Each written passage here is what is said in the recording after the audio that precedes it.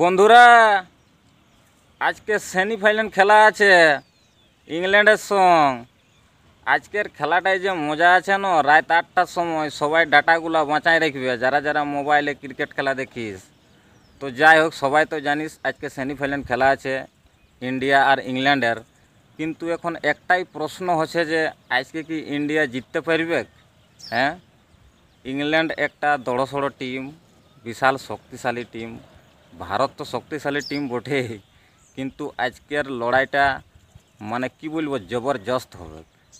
এখন আমি তো বলবো, আমি তো সবসময় ইন্ডিয়ার সাপোর্টেই থাকি।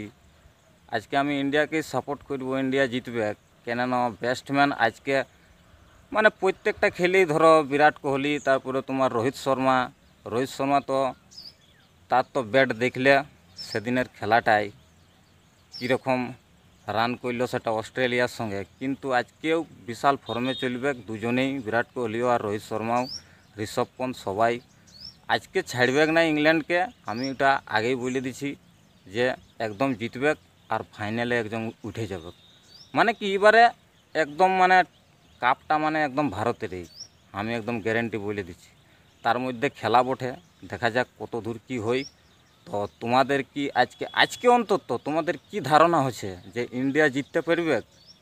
অবশ্যই তোমাদের রায় একটু কমেন্ট বক্সে জানাবে। সবাইকে ধন্যবাদ। ঠিক আছে।